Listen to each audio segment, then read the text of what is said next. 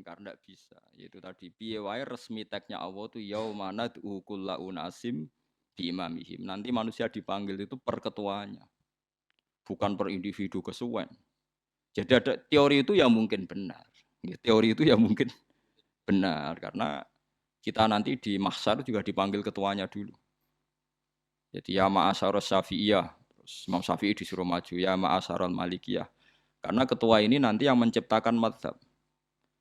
Karena ada pepatah an-nasu ala dini mulukihim. Manusia itu ngikuti tradisi ketuanya.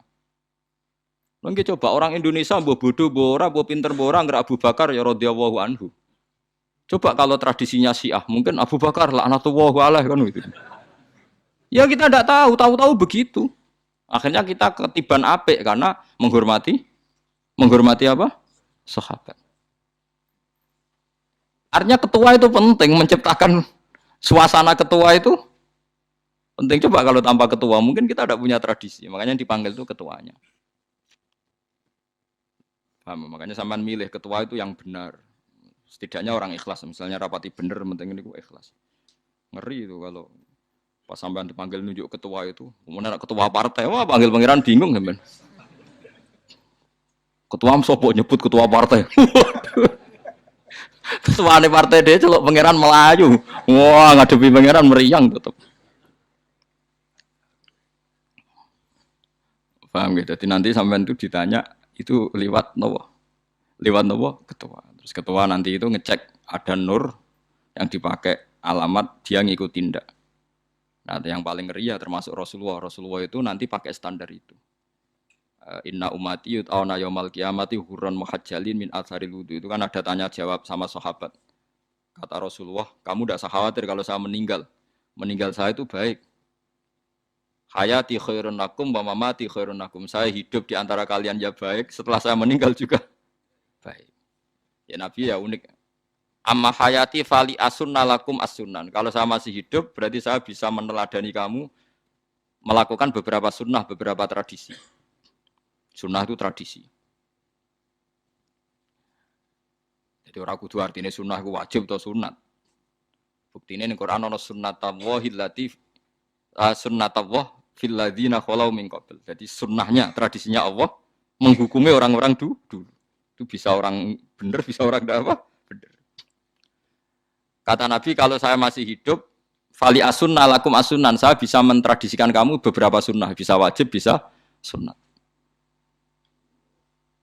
Wa amma wafati ya khairun lakum. Kalau saya sudah meninggal nanti juga bagus. Mergo aku nak SK pundhut jare Nabi aku jejer pangeran.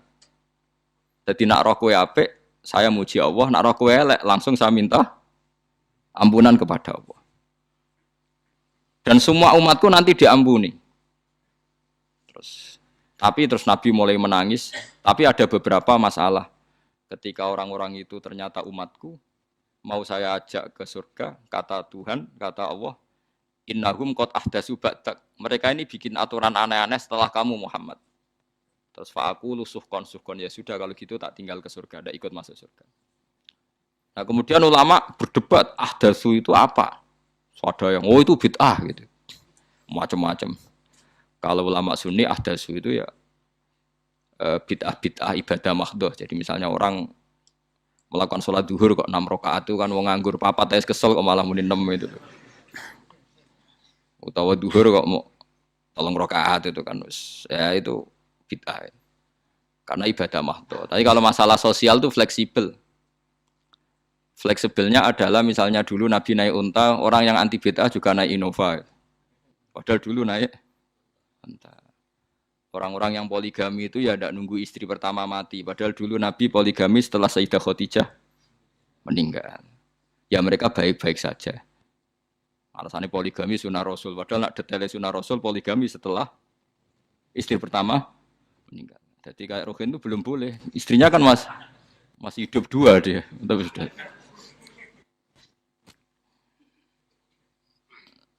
Nah, bukan artinya kalau sampean memaksakan gitu. Sampean kalau nggak percaya saya bacakan ayat. Wal khailah wal bihola wal hamira litarkabuha wazina. Kamu bisa naik kuda, naik unta, naik himar. Setelah kamu naik dan kamu tenang di atas punggungnya, litas tahu ala zuhuri, summa tazkuru ni'mata rabbikum Idza stawaitum 'alaihi wa taqulu subhanalladzi sakhkhara lana hadza ma kunna lahu muqrinin. Artinya ketika kita naik onta zaman dulu dan tagnya memang onta, itu terus kamu baca subhanalladzi sakhkhara lana hadza. Apakah sekarang kesunatan baca itu kalau yang ditumpai onta, sehingga kalau yang naik Innova tidak usah baca itu? Gitu. Wah, aku numpakku ora onta kok, dadi ora usah maca subhanalladzi apa? Sakhkhara lana. Dhisik Nabi maca iku mergo numpake onta. Ya ngajak goblok bareng to, mosok tepuk kanthi begitu. Makanya sensitif, bakas bid'ah ndak itu sensitif. Tidak usah dibahas, biasa saja. Nek senara cocok ya diam aja. Sudah, sebenarnya arah cocok kalau sampai ngelakoni tapi tidak usah komentar karena jelimet. Saya pernah ditelepon orang, dimaki-maki. Orang Sidoarjo. Padahal orang Jawa Timur, ya aneh. Kan ada orang matur Rasulullah namanya Abdullah bin Amr. Ya Rasulullah, saya ini kuat puasa terus. Kata Nabi, jangan puasa 1 bulan 3 hari saja itu sama dengan 1 bulan penuh karena 1 puasa sama dengan 10. Masih balelo terus termasuk menyangkut Quran. Ya Rasulullah, saya ini tiap hari khatam Quran, jangan 1 bulan sekali saja baru khatam. Enggak ya Rasulullah, saya ini ingin sering khataman. Ya sudah kalau gitu seminggu sekali sab'a layal. Saya lebih kuat ya Rasulullah, 3 hari. 3 hari saja khatam sekali. Iqra'hu fi salasin kata Nabi. Ya Rasulullah, saya lebih kuat ketimbang itu. Tidak ada yang lebih baik ketimbang itu kata Nabi. Kemudian orang itu anti semaan, karena semaan itu kan 1 hari khatam. Paham ya? Maksudnya hadis tadi yang di Bukhari dipakai dalil anti apa? Semaan, karena semaan itu 1 hari apa? Lewat telepon, pertama lewat santri saya, terus lama-lama lewat telepon. Saya tanya, kamu bacanya hadis kira-kira sama saya banyak mana? Kayaknya banyak jenengan. Terus saya tanya, betul Nabi menyuruh khatam tiap 3 hari? Ya. Betul Nabi nyuruh khatam tiap 1 bulan? Ya. Ya sudah lakukan saja. Anda sering enggak khataman tiap 3 hari? Enggak pernah, setahun aja enggak mesti. Lah ya kalau Nabi melarang baca Quran tiap hari kamu setuju, tapi Nabi nyuruh tiap hari khatam kamu enggak setuju.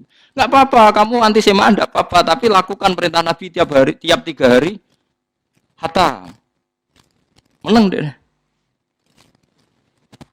Jadi, lah itu maksud saya.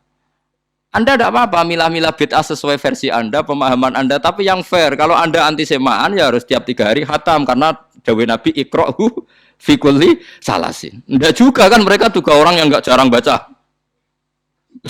Jarang baca apa? Lah itu enggak fairnya di situ. Makanya nggih biasa mawon. Cuman semaan apal Quran wis semaan. Nah apal Quran ya wiridan, malah lucu to apal Quran kok semaan. Ya yes, ngono ae arapal ya nyemak kan, kok nak kesel dimulai. Jadi bang nyemak sampai geremeng. Bariku mangan entek akeh kan malah lucu. Wong nyemak yo do kurang ajar. Jajal kok nyemak ki delok ngarep mbek guri tok, gres kembar ya wis. Aku seru kelakuane wong nyemak.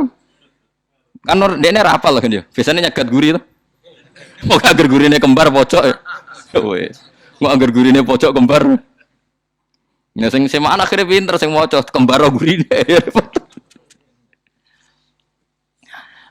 Paham gitu, terus wau gitu, tohuron gitu, alatnya memahami Quran secara luwat. Quran bagaimanapun bilisanin arabiyim mubin. Ada ulama yang berpendapat tohir itu dimubalaghahkan tohur, seperti ghafir, ghafur, syakir, syakur. Sebab itu menurut mazhab ini tidak ada air apa mustakmal. Tapi kita biasa mazhab Syafi'iyah apa? Ada apa? Ada mustakmal. Itu masalah-masalah ijtihadiyah, ini masalah-masalah ijtihadiyah. Kalau masalah ijtihadiyah tadi pendapat saya benar mungkin salah, pendapat Anda salah tapi ya mungkin benar itu. Wa anzalna minas sama ima antahura mutahhiron tegese banyu iku sing nyucekno. Linuhya supaya maringi urip ingsun. Bihi sebab anane banyu baldatan ing daerah maitan kang mati. Jadi istilah resmine pangeran yo aku nak nguripno bumi iku yo nganggo lantaran banyu. Jadi coba soal pangeran kok butuh lantaran. Waduh serepot. Ngurane pangeran dhewe istilahna aku nak nguripno bumi lewat lantaran banyu. Ya rasa mbok jero-jerokno. Pangeran kok butuh lantaran. Ya usah lantaran lah yo iso, tapi nek Allah nganggo lantaran yo oleh yo aja terus Allah kok nganggo wasilah. Wah yo malah kacau. Ora usah ngono-ngono, ora usah mikir. Pokoke Quran diwaca ora usah dipikir, pun iman nonton mawon kok repot. Iman kok napa? Kok repot. Linuh ya supaya ngurip-ngurip sapa ingsun bi sebab banyu. Baldatan ing negara atau daerah maitan kang mati. Jadi sampean jangan mengatakan kalau Allah untuk menghidupkan bumi butuh air ya keliru. Allah itu tidak butuh apa-apa. Allah itu tidak butuh apa-apa. Tapi kalau Allah punya sunnah, punya adat menghidupkan bumi itu pakai air, ya Allah jangan kamu atur. Kira pangeran kok ngatur. Itu kan ada cerita di kitab-kitab itu termasuk di Ihya itu. Nabi Musa itu sok dekat Allah. Jadi nggak mau mimik obat. Membuktikan bahwa Allah itu tidak butuh wasilah. Akokir itu maknanya obat-obatan yang dari herbal itu bahasa Arabnya apa? Al-akokir. Dia setiap konsultasi sama dokter disuruh minum herbal itu. Enggak mau dia. Enggak, saya akan disembuhkan Allah langsung, enggak usah lewat obat apa herbal katanya. Tiap dokter ditanya jawabannya sama. Oh, dokter goblok. Kamu belum tahu ya kalau Allah itu tidak butuh wasilah. Malah marah-marah dia. Akhirnya dia konsultasi langsung ke Tuhan. Apa betul ya Allah saya butuh minum akokir? Terus, kata dokter gimana? Karena herbal itu fungsinya gini-gini. Terus, Musa, sing gawe fungsi herbal ngono iku sapa? Nggih jenengan. Lah yo aku gawe fungsine ngono kowe ngombe kok ora gelem. Sing gawe iku ya aku. Jadi sing gawe bodrek ku nek aku yang ngeluh, bodrek mandi sing gawe ku ya pangeran, rumangsamu sapa? Sing gawe ruhin bar kelon lego ya pangeran. Mangsamu sapa? Omane bojone ayu kan. Ah, sing wis pangeran ora usah aku isin gengsi, ora usah ngono. Kalau muni elek dibanding bojone ning swarga, nek ning donya ya ayu, nguruhin ya diselera udarane. Paham gitu. Terus itu masalah yang enggak akan selesai la yaumil kiamah. Jadi ada cara pandang langsung Allah itu ya bisa. Tapi misalnya ada sunnatullah ya jangan kamu tentang. Termasuk Nabi Musa akhirnya Nabi Musa mau minum, setelah minum sembuh. Terus ketika sembuh diberitahu Allah, memangnya kenapa kalau minum obat itu? Obat itu ada khasiatnya yang bikin juga Allah. Kok kamu hindari itu alasannya apa? Wong yang bikin juga Allah. Makanya kalau kamu percaya wasilah, kalau terpaksa percaya, kamu harus yakin bahwa nomor satu adalah Allah Subhanahu wa Ta'ala. Kalau kamu takut orang itu syirik, ya gak apa-apa, kamu lawan, harus kamu lawan. Memang selera kamu begitu. Kamu harus tidak usah ikut pakai, wong kamu khawatir, tidak apa-apa. Jadi sing khawatir sirik, ora usah nganggo ali-ali, ora usah nganggo ake. Tapi sing seneng dagangan ya nganggo.